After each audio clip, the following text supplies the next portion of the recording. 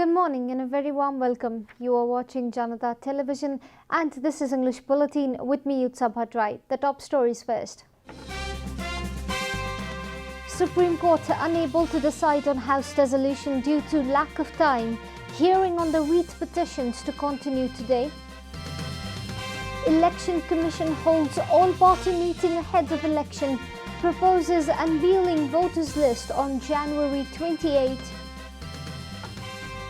Prime Minister Oli willing to take responsibilities for his actions, reaffirms his actions were within the ambit of law. Trump administration imposes fresh sanctions on Iran. Biden offers olive branch.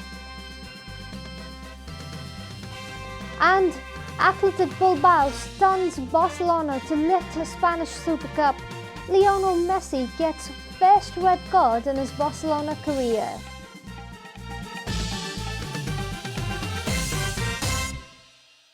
And now the news in detail. The hearing on the wreath petitions filed against the dissolution of Law House is scheduled to continue today due to inadequate time yesterday. The Constitutional Bench of the Supreme Court scheduled the hearing for today after the petitioners continued with the pleading.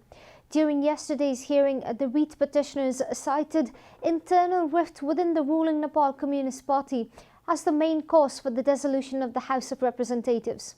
Senior advocates Dr. Bhimarjun Acharya and Giriraj Bhatta argued that a Prime Minister formed by majority votes does not have the right to dissolve the Law House. Chief Justice Cholendra Samsay Rana and Senior Advocate Acharya reportedly engaged in a brief Q&A session during the hearing. Chief Justice Rana reportedly asked Acharya if the Prime Minister could not dissolve the Law House based on Article 76 of the Constitution, to which Acharya replied, "Court cannot conduct trials on imaginary things." During yesterday's hearing, Chief Justice Rana said the court might ask for a recording of a series of discussions held at the Federal Parliament if necessary. The Election Commission has held discussions with the leaders of various political parties for the upcoming election of the House of Representatives scheduled for April 30 and May 10. The Commission held discussions with the political parties representing the Federal Parliament, state assemblies and the local level about the internal preparations made by the Commission to hold the election on the announced date. The Commission has proposed to publish the voters list for the midterm election as early as on January 28. The Commission has also proposed that the error in the voters list can be rectified by submitting an application on February 3rd and 4th. The Commission said that all these preparations are in line with the government's announcement of the midterm election. NCP's Dahal Nepal faction, which has been protesting against the government's move of dissolving the parliament and announcing the midterm election, were also present during the meeting. Leader of the party Rajendra Pandey said that the preparation need not happen while the issue of House dissolution is sub judice. On the other hand, Nepali Congress has said that it is ready to participate in the election if it takes place on time.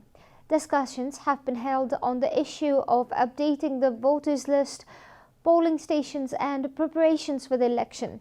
During the discussion, the Commission also requested the political parties to inform the general public to participate in election program. Leaders of 14 different political parties participated in the discussion.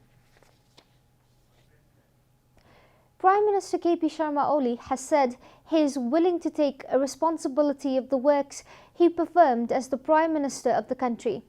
Speaking at a meeting of the Central Committee of All Nepal Women's Association organized in Kathmandu yesterday, Prime Minister Oli said he is more than willing to take responsibilities for all his actions performed as Nepal's Prime Minister. Prime Minister Oli added that his works remain within the framework of law and constitution and hence there will be no difficulty in taking the accountability.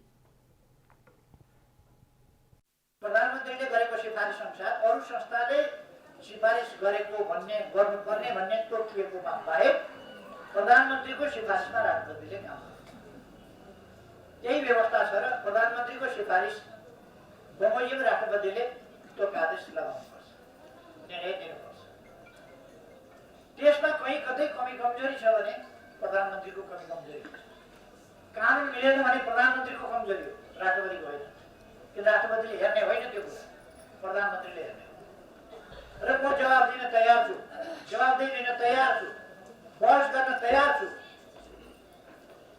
मैले प्रधानमन्त्रीको हैसियतमा गरेका कामहरू संविधानसँग छन्, कानुनसँग छन्, लोकतन्त्रको पक्षमा छन्, गणतन्त्रको पक्षमा छन्, जनताको पक्षमा छन्, राष्ट्रको पक्षमा छन्, राष्ट्रको सार्वभौम सत्ताको पक्षमा छन्।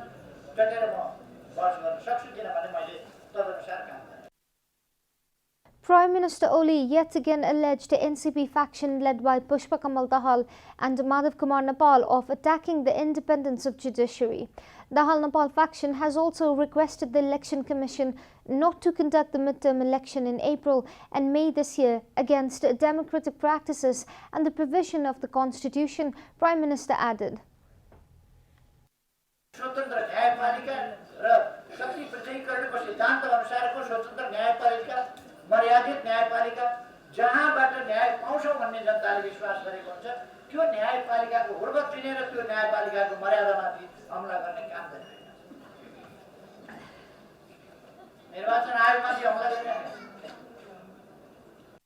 निर्वाचनको तयारी नगर, निर्वाचन नगर, को लोकतन्त्र विरोधी रहेछ तपाईँहरू भन्नुहोस् त। निर्वाचन घोषणा भएको छ, संसद विघटन भएको छ, अब निर्वाचन गर्नु पर्दैन। निर्वाचन गर्नुपर्ने ठाउँमा निर्वाचन नगर भन्न प्रचण्ड माधव नेपालहरू दमभर सहित जान्छन् निर्वाचन। भनेको के? भनेको लोकतन्त्र, लोकतान्त्रिक अभ्यास हुनु हुँदैन, संविधान कार्यान्वयन हुनु हुँदैन, निर्वाचन हुनु हुँदैन, निर्वाचनको तयारी नगर भनेको लोकतान्त्रिक अभ्यास हुनु हुँदैन भने त्यो अभ्यास उनीहरू गर्नु। The unification process of Nepal Communist Party failed due to the presence of different factions and sub-factions within the party, Prime Minister Oli lamented. NCP had no objective and directive due to the same reason, Prime Minister Oli added. Coronavirus has claimed 5 more lives in the country, taking the death toll to 1,954. The government yesterday confirmed 266 new cases of coronavirus across the country. Following the latest round of tests, the total cases of coronavirus in the country have climbed to 267,332, while the number of active cases has dropped to 3,919. According to the Ministry of Health and Population, altogether 261,444 infected persons have recovered from the disease in the country so far.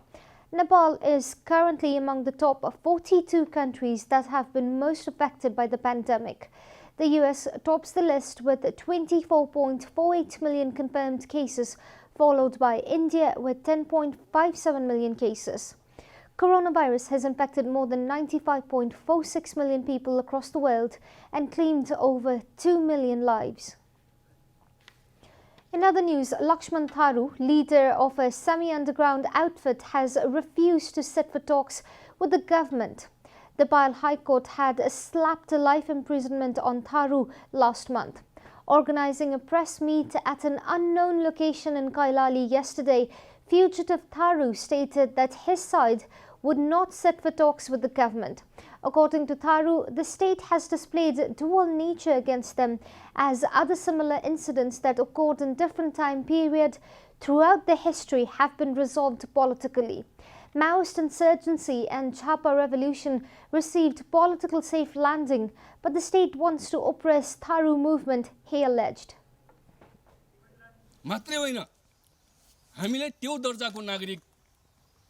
त्यो दर्जाको नागरिक बनाइदियो, हामीले दासत्व स्वीकार्न बाध्य हुनुपर्ने, या त विद्रोहमा जानुपर्ने या त दासत्व स्वीकार्नुपर्ने। त्यसकारण हामी दुईटा कुरा भनेका छौं, दासताका विरुद्ध विद्रोह, सद्भाव, शान्ति, न्याय र अधिकारको लागि विद्रोह।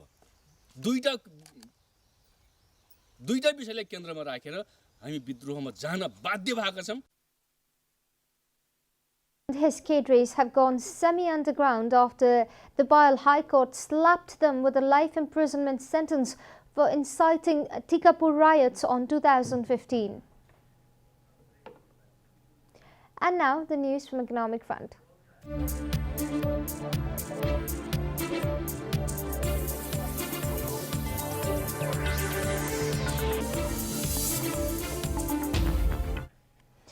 Singti Hydropower Energy Company Limited has opened the trading of its shares.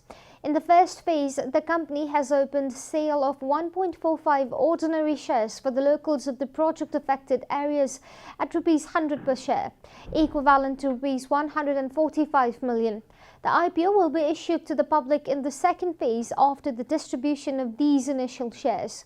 They will be able to apply for the IPO for a minimum of 10 lots and a maximum of 200,000 lots as early as February 3rd and as late as March 15. The Securities and Exchange Board of Nepal has given permission to the company to open sale of 4.35 million ordinary shares worth Rs 435 million. Magh Capital Market Limited is acting as the issuer and sales manager of their IPO.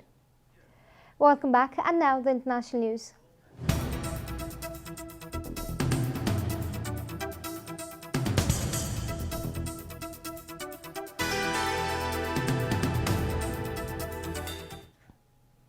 The United States on Friday imposed sanctions on companies in Iran, China and the United Arab Emirates for doing businesses with Islamic Republic of Iran. According to Reuters, the fresh sanctions are the latest in a series of measures amid stepping up pressure on Tehran in the warning days of President Donald Trump's administration.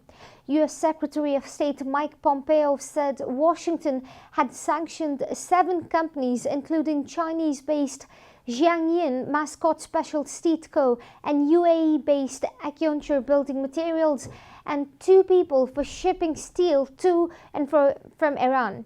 He said Iran's Marine Industries Organization, Aerospace Industries Organization, and the Iran Aviation Industries Organization had also been blacklisted over conventional arms proliferation.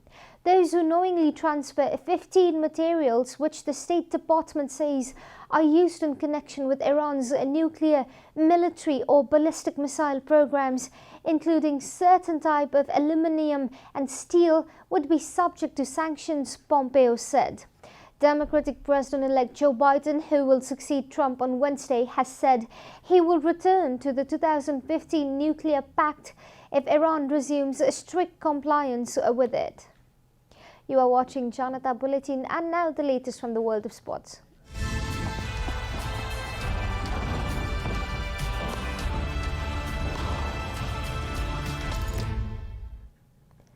Lionel Messi was shown the first red card of his Barcelona career as they lost to Athletic Bilbao in the Spanish Super Cup final yesterday.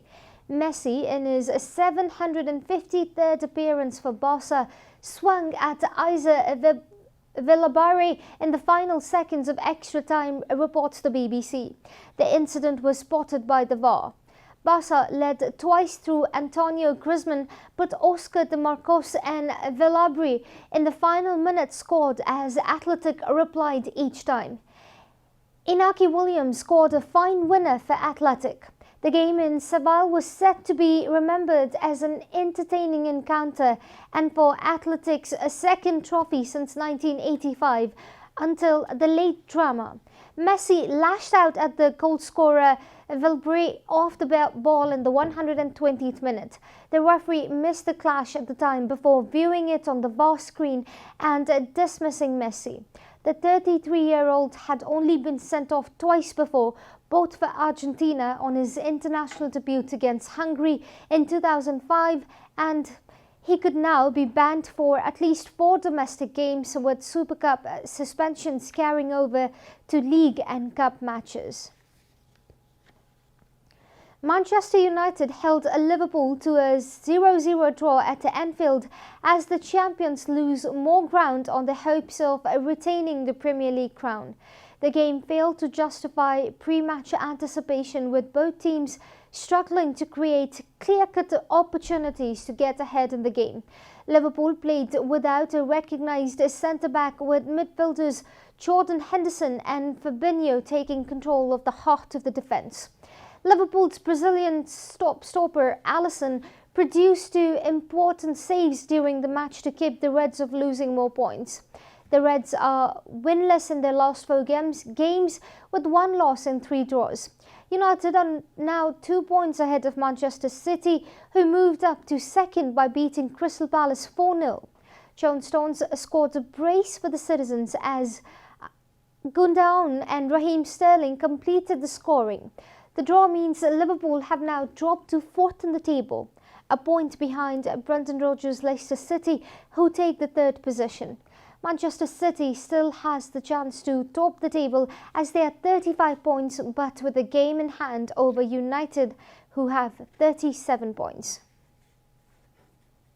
We are at the end of Janata Bulletin and the headlines once again. Supreme Court unable to decide on the House resolution due to lack of time. Hearing on the writ petitions to continue today. Election Commission holds all-party meeting ahead of election. Proposes unveiling voters list on January 28. Prime Minister Oli, willing to take responsibilities for his action, reaffirms his actions were within the ambit of law. Trump administration imposes fresh sanctions on Iran. Biden offers to Olive Branch. And Athletic Bilbao stuns Barca to lift Spanish Super Cup. Lionel Messi gets first red card in the Barcelona career.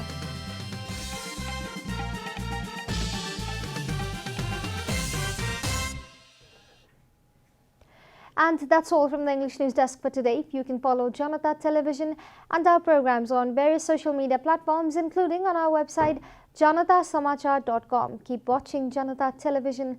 Namaste.